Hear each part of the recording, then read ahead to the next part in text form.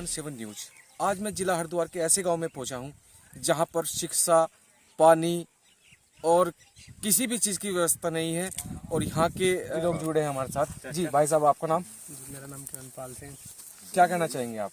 कहना मैं चाहूँगा यहाँ की स्थिति जैसे कि आप देख रहे हो भाई, एक साइड से तो भारत सरकार भी ऐड करती है भाई बहू बेटियों को सोच के लिए बाहर ना भेजे, और इस गांव की ऐसी स्थिति है कि यहाँ की बहू बेटियाँ आज भी सोच के लिए बाहर जाती हैं।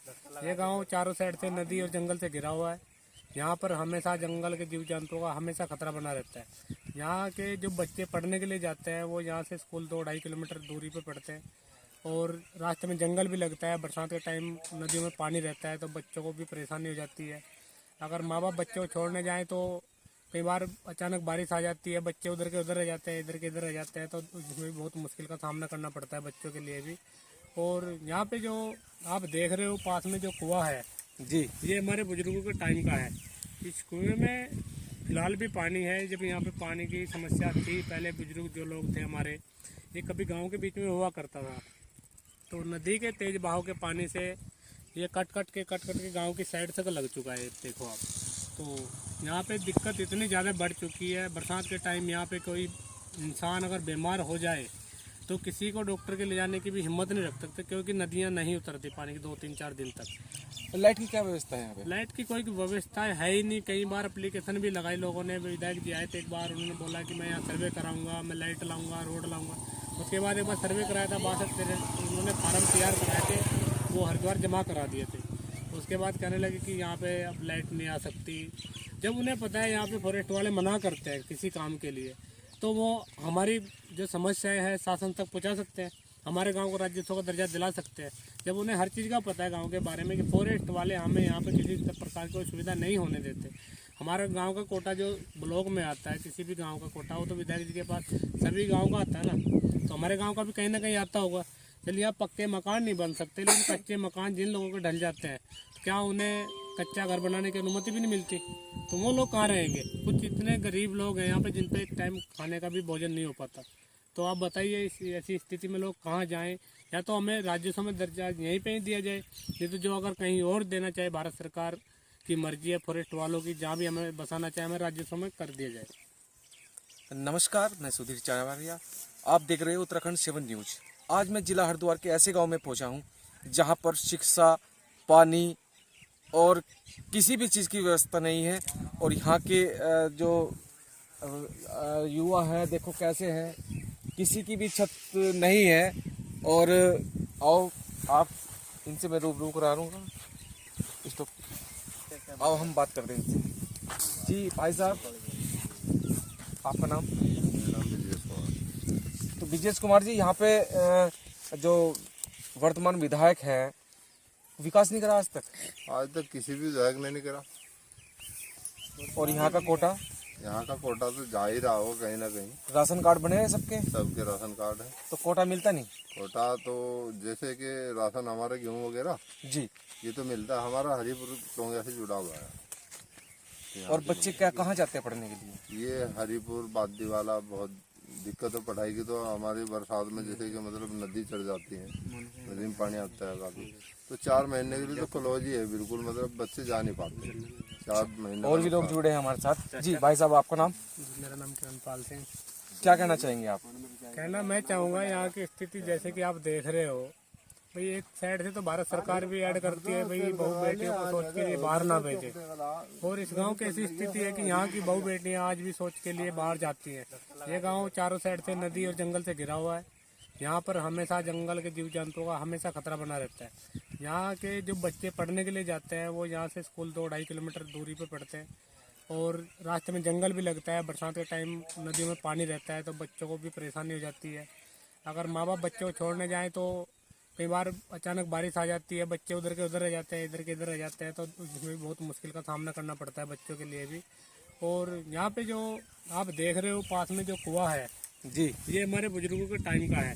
इस कुएं में फिलहाल भी पानी है। जब यहाँ पे पानी की समस्या थी, पहले बुजुर्ग जो लोग थे हमारे, ये कभी गांव के बीच में हुआ करता था, तो नदी के तेज बहाव के पानी से ये कट कट के गांव की साइड तक लग चुका है। देखो आप, तो यहाँ पे दिक्कत इतनी ज़्यादा बढ़ चुकी है। बरसात के टाइम यहाँ पे कोई इंसान अगर बीमार हो जाए तो किसी को डॉक्टर के ले जाने की भी हिम्मत नहीं रख सकते, क्योंकि नदियाँ नहीं उतरती पानी की 2-3-4 दिन तक। लाइट की क्या व्यवस्था है यहाँ पे? लाइट की कोई व्यवस्था है ही नहीं। कई बार एप्लीकेशन भी लगाई लोगों ने, विधायक जी आए थे एक बार, उन्होंने बोला कि मैं यहाँ सर्वे कराऊंगा, मैं लाइट लाऊंगा, रोड लाऊंगा।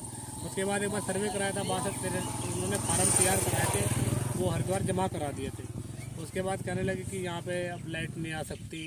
जब उन्हें पता है यहाँ पे फॉरेस्ट वाले मना करते हैं किसी काम के लिए, तो वो हमारी जो समस्याएं है शासन तक पहुँचा सकते हैं, हमारे गांव को राज्योत्सव का दर्जा दिला सकते हैं।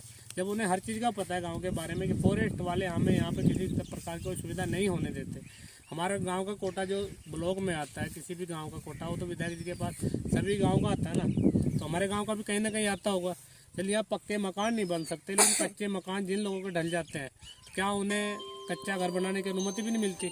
तो वो लोग कहाँ रहेंगे? कुछ इतने गरीब लोग हैं यहाँ पे जिन पे एक टाइम खाने का भी भोजन नहीं हो पाता। तो आप बताइए ऐसी स्थिति में लोग कहाँ जाएं? या तो हमें राज्योत्सव में दर्जा यहीं पे ही दिया जाए, नहीं तो जो अगर कहीं और देना चाहे, भारत सरकार की मर्जी है फॉरेस्ट वालों की, जहाँ भी हमें बसाना चाहे हमें राज्योत्सव में कर दिया जाए। तो अभी तक आपको यहाँ प्लॉट आवंटित नहीं हुए? यहाँ पे बिल्कुल भी कुछ ही, बहुत कोशिश कर ली, हमारे बुजुर्ग घूम घूम के चक्कर काट के कोर्ट कचहरियों के पूरे हो चुके बेचारे, लेकिन आज तक हमें किसी भी बात का कोई समाधान नहीं मिला। ये कौन से सन से जुड़ा हुआ है ये गाँव, बसा हुआ है यहाँ पे? ये सन 1930 से लेके 1980 तक यहाँ पे जो प्लांटेशन लगे थे, फॉरेस्ट विभाग ने लगवाए थे, तो हमारे बुजुर्गों ने लगाए थे, जंगल तैयार किया था। उसके बाद 1947 में देश आज़ाद हो गया, तो आज भी हम लोग गुलाम के गुलाम ही हैं। यहाँ पे किसी प्रकार की कोई सुविधा ना तो होती है, ना फॉरेस्ट वाले करने देते हैं। और जब हमारे विधायक जी को भी हमारे बारे में पता है कि यहाँ किसी प्रकार की कोई सुविधा नहीं होती, तो हमारी बात को आप शासन तक क्यों नहीं पहुँचाते? जी जी, और भी लोग जुड़ चुके हैं। जी, आप क्या कहना चाहेंगे? पता है कि और आपका कोई ऑर्डर नहीं देना, कोई भी आए चाहे किसी को वोट नहीं देना? नहीं देना। क्या करोगे, बहिष्कार करोगे? बहिष्कार करना और क्या करना। अच्छा, इतने साल हो गए, हमें भी कहते तो गाँव उठेगा कोई नहीं। कई साल 2022 में चुनाव है, तो अब तो नेताजी आएंगे यहाँ पे, बोलना उनको। हम बोल रहे हैं जरूर आपका वोट देना ही नहीं। अच्छा, इतने साल हो गए, हमें भी वोट देते हैं, आज तक हमारा कोई सुविधा नहीं। नलके हैं वो भी खराब पड़े हैं, हम नलके लगवाएंगे। नलकों में पानी नहीं है? बेकार रोड के नलके भी मारे। अच्छा, नलके बेकार। ओके, कुछ महिलाएं भी जुड़ चुके हैं हमारे साथ, और इनसे बात करें। जी, क्या नाम है ताई आपका? यहाँ की समस्या बताओ आप। यहाँ की समस्या तो सब कुछ यहाँ की समस्या है। घर हमारे नहीं, जमीन हमारी नहीं, खाने को हमें नहीं मिलता, पेड़ लगाते हैं वो भी नहीं काट सकते हैं, वो हमारा नहीं। हमारे लिए तो कोई भी कुछ सुविधा नहीं है। ऐसे जैसे हमारा गांव है, ऐसा अपना और गांव देखा हो तो हमारे गांव को हमें भी रहने दो ऐसे ही। जब सब आदमी आजाद हो गया, आज तक हम आजाद क्यों नहीं हुए? और मीडिया भी आती है यहाँ सड़क हमारे यहाँ नहीं। पे? और मीडिया आती है यहाँ पे? हाँ, मीडिया तो आती है, मीडिया आती है, बढ़ ले जाती है, हमें फिर बाद में कोई पता देता ही नहीं क्या करे क्या नहीं करे। हमारे लिए कोई नहीं आता। जी, आप बताइए। देखता है जिनकी हम वो लाए कर खींच के उनको कुछ सुधार तो करा है, कोई बात नहीं रही इतनी करते मान लिया। और बच्चों के लिए पढ़ाई के लिए क्या करते हैं? बच्चे कैसे पढ़ते हैं यहाँ से? बच्चे बस पढ़ने को पढ़ रही है, बस बुधवासी कितने किलोमीटर है यहाँ से? बहुत काफी दूर है वो तो बच्चे पैदल ही जाते हैं? हाँ, तो और क्या यार, और बरसात में?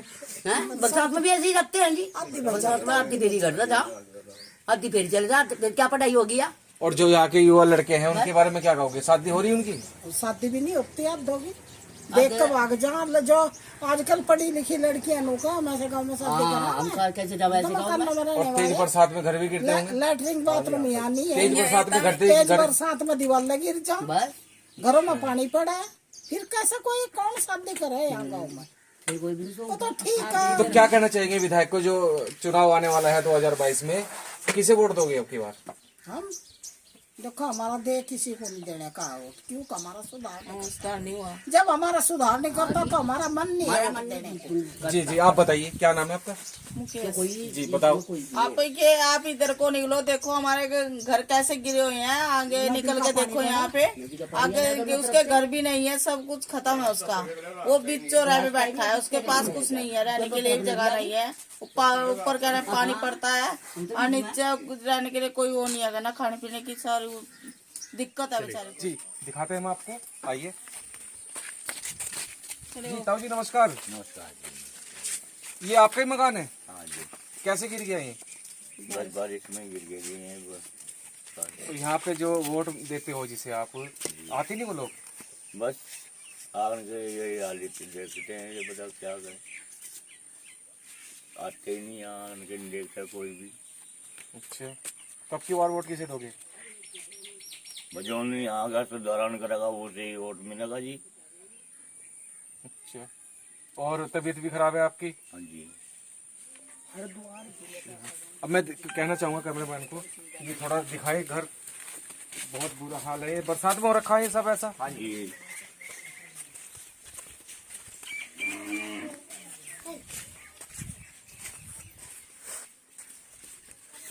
तो विधायक जी आएंगे तो उनसे क्या कहोगे आप?